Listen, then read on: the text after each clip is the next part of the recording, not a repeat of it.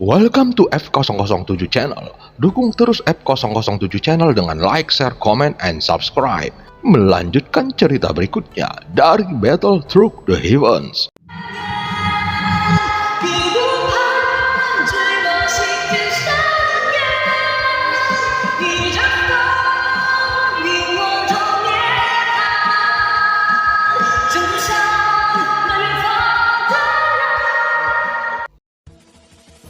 Pada part sebelumnya, Xiaoyan memasuki lantai atas balai pemurnian obat, yang mana Ratu telah memesankan ruangan khusus buatnya. Mengetahui hal itu, Xiaoyan cukup terkejut karena Ratu benar-benar peduli dengannya. Berjalan di lantai atas, terlihat ada banyak batasan di sini. Mengetahui hal ini, sikap Xiaoyan biasa saja, karena dalam perjalanan meningkatkan kekuatannya, dia telah melihat Gouyan banyak melanggar batasan yang kuat. Meskipun dia tidak dapat melanggar batasan, namun dia masih bisa memahami satu atau dua hal darinya. Di sini ada aroma obat yang kuat, dan yang terpenting adalah setiap ruangan didekorasi dengan batasan yang sangat halus. Ketika Xiaoyan melihat sekeliling, dia tiba-tiba mengerutkan keningnya karena terdengar ledakan dahsyat meletus di salah satu ruangan yang tidak jauh dari Xiaoyan dan yang lainnya. Tetapi itu hanya mengeluarkan suara dan tidak ada dampak energi di sekitarnya. Sosok di samping Xiaoyan melihat ini sambil tersenyum dan segera masuk untuk mengisolasi dampak energi.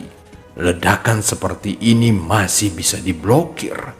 Xiaoyan tersenyum kecut dan memang pilihan yang tepat untuk datang ke sini. Lagi pula dia sudah lama tidak memurnikan obat. Jika tungku benar-benar meledak, setidaknya akan ada perlindungan kedua seperti jenis batasan ini. Tempat ini juga bisa lebih membangkitkan hasrat dan semangat Xiaoyan. Yang mulia, ikutlah denganku. Ruanganmu ada di depan. Sesosok dari balai pemurnian obat terus memimpin Xiaoyan ke depan sampai dia tiba di sebuah pintu. Jika melihat sekeliling, orang dapat melihat bahwa ruangan ini sangat istimewa. Selain pintunya yang berbeda dari yang lain, itu juga terletak di lantai paling atas.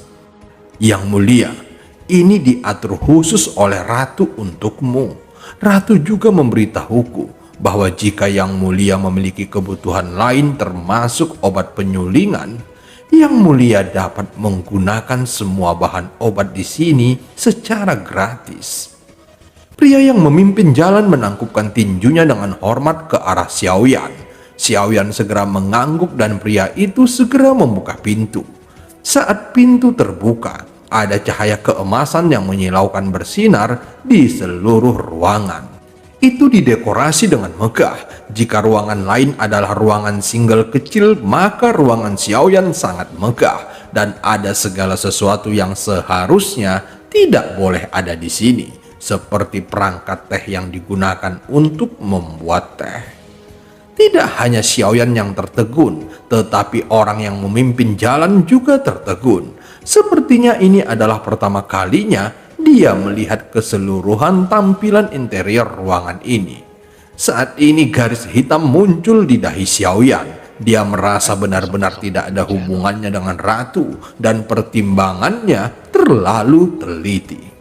Xiaoyan menggelengkan kepalanya dengan senyum masam. Dia berjalan perlahan ke ruangan. Saat memikirkan ramuan peremajaan, Xiaoyan menyadari bahwa dia sepertinya tidak memiliki orang yang bisa menandinginya. Jika dia terus mengagumi dirinya sendiri, mungkin dia tidak akan dapat melakukannya dengan levelnya saat ini. Namun sebenarnya dia tidak bermaksud sombong, tetapi keyakinannya muncul karena dia memiliki sumber daya yang cukup dan dia hanya memiliki waktu yang sempit untuk menyempurnakan ramuan tersebut, sehingga dia harus meningkatkan kepercayaan dirinya. Apakah kamu memiliki kuali obat di sini? Xiaoyan bertanya pada pria di luar pintu. Tentu saja Yang Mulia, aku harus segera mengambil kualitas terbaik untuk Yang Mulia. Pria itu segera menjawab Xiaoyan mengangguk dan segera pria itu pergi dengan cepat. Setelah beberapa tarikan nafas, pria itu muncul kembali dan kemudian mengeluarkan kuali obat berwarna merah. Kuali obat ini adalah King Hong Sanding dari balik kota dinasti Tang, yang merupakan kuali terbaik untuk memurnikan obat. Kata pria itu, Xiaoyan melihat kuali yang sangat indah di depannya dan dia sudah merasa itu bagus setelah mengamati bahan dan cara pengerjaannya. Setelah menggunakan kuali ini, aku akan mengembalikannya lagi, kata Xiaoyan perlahan. Mendengar kata-kata itu, sosok itu buru-buru melambaikan tangannya dan menjawab, "Tidak perlu mengembalikannya, Yang Mulia. Ratu memang menyiapkannya untuk Yang Mulia dan tidak ada yang pernah menggunakan kuali ini. Dan selama ini itu telah ditempatkan di lobi kunjungan pekerja." Xiaoyan benar-benar tidak tahu harus berkata apa lagi. Jadi dia segera meminta pria itu untuk mundur dan setelah menutup pintu, Xiaoyan mengeluarkan formula dan bahan obat pil peremajaan dari selip batu giok. Tetapi apa yang Xiaoyan tidak tahu adalah bahwa pada saat ini Ratu telah datang ke balai pemurnian obat. Dan seluruh aula pemurnian obat terdapat banyak sosok yang memperhatikannya dari cahaya yang membentuk layar. Pada saat ini Xiaoyan yang sedang bersiap untuk memurnikan ramuan tidak menyadari semua adegan yang terjadi di aula pemurnian obat.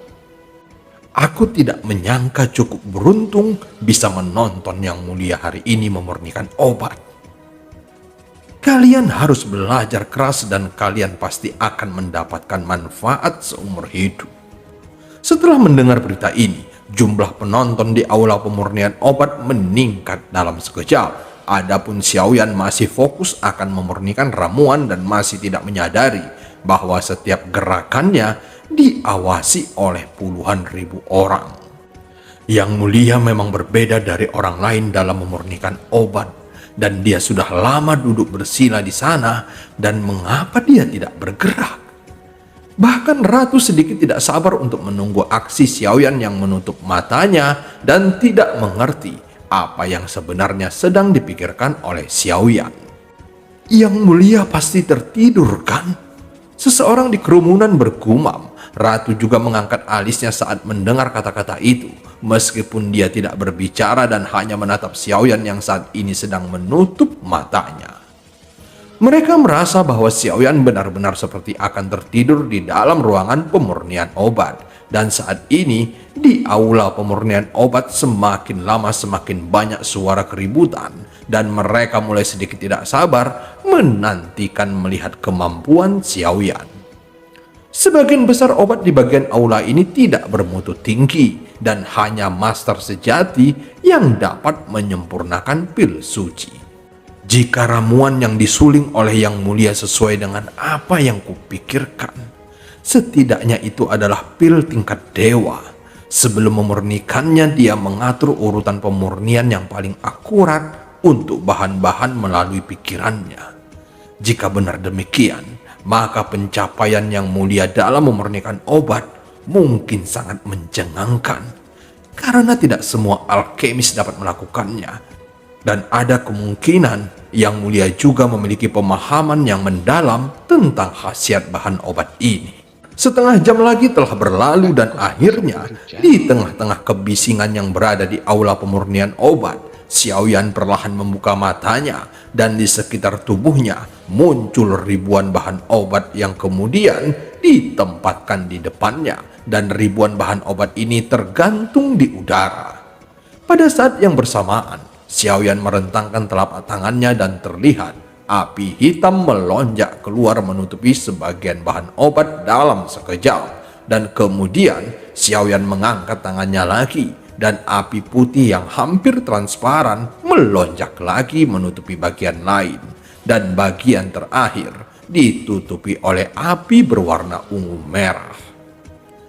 Adegan yang sangat mengejutkan ini muncul di mata semua orang. Sumber api tiga warna yang berbeda membuat semua orang berseru, terutama mereka yang berprofesi sebagai alkemis. Meskipun mereka tidak dapat merasakan suhu api milik Xiaoyan, namun tidak sulit bagi alkemis manapun untuk melihat keadaan api yang dilemparkan oleh Xiaoyan. Ketiga api dengan warna berbeda ini bukanlah api biasa. Ada desas-desus bahwa Yang Mulia memiliki nyala api, dan ternyata berita itu memang benar. Itu bukanlah nyala api biasa, melainkan ketiganya itu adalah jantung api. Jika demikian, sebenarnya itu akan terlalu sangat menakutkan bisa memiliki 3 jenis jantung api dalam satu tubuh. Namun setelah melihat adegan ini, aku berpikir itu sangat mungkin. Aku memiliki pemahaman yang mendetail tentang 9 jantung api. Di antara 9 jantung api, hanya ada satu api yang berwarna hitam, dan itu seharusnya disebut api yang tak bisa dipadamkan. Untuk api putih yang menyilaukan, seharusnya jenisnya seperti roll dan berada di peringkat ke-6. Adapun api ungu merah itu seperti perasaan genit yang tak terlukiskan. Suara salah seorang alkemis terdengar di antara kerumunan sosok-sosok yang ada di aula pemurnian obat. Mendengar ini, Houji tersentak. Selama sisa hidupku, aku tidak berani membayangkan bahwa aku dapat memurnikan obat dengan jantung api. Dan ternyata Yang Mulia dapat memiliki 3 jantung api sekaligus. Dan film pun berakhir. Sampai ketemu di part selanjutnya.